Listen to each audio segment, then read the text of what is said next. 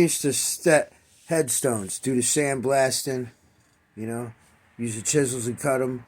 It was like bringing a pizza out in the middle of a field, and you cut a square or a shape there, you level it out with a little brush, and cleaning them was a service that was provided, you know. And all the crackheads were stealing the bronze, vases and stuff. It was terrible, and they were actually ripping the bronze plaques off. But one thing I remember is we had to go in certain hours where people weren't there, so we were using like ammonia and bleach and then pine sol like mix, man, and making them and pouring like chlorine, so the stones would freaking flame up. They would fog. It was like a yellow smoke rolling off them, and nobody was supposed to be coming in there. And all of a sudden, a family, a couple cars come in there, and it's towards the evening, and there's smoke rolled off of the gravestone. It was really funny. And then one time in Miami, there was like some prostitute, and she was blonde, and she had a top on but no pants, okay, and socks, running through the cemetery, and this dude, he looked like the predator guy, was chasing her. Okay, and that was a very dangerous cemetery. That was where the Burdines mausoleum was. You know, I think it was over 22nd Street in Miami. Oh, it was interesting. Yeah, so, you know, cleaning graves, it's cool. It's cool. It's very peaceful. You know, it's a dead end job. You know, the girls that work in the place there, the drop dead gorgeous. You know, there's a lot of deadbeats that work in the cemetery industry too. You know, and it was pretty funny. So, you know, like I learned from this dude when I first started, and he was smoking cigars and cigarettes. So he's teaching me how to do the stone, and you set it down there, and he's like, okay, you know, it's not level yet, so I pick the stone up a little bit.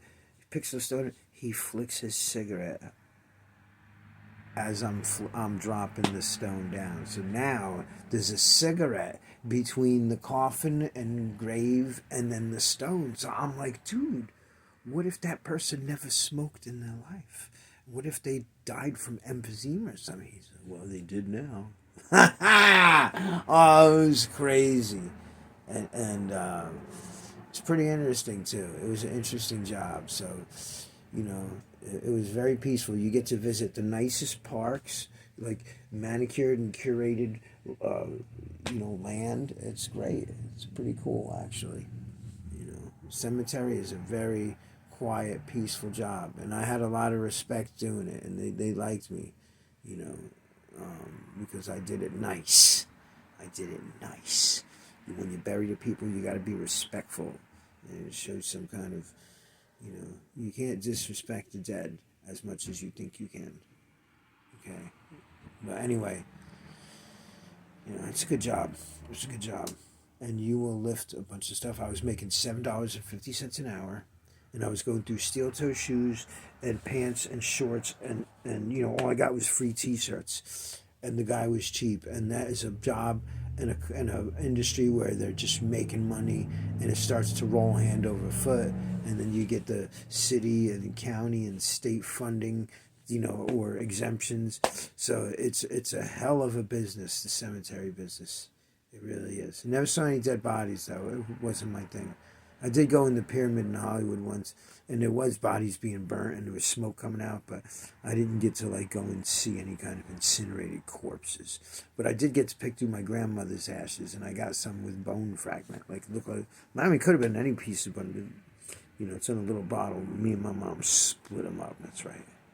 And, you know, the rest was thrown into the sea, whatever. But you know, and blow back on our face and everything. So yeah, you take that to heart, okay?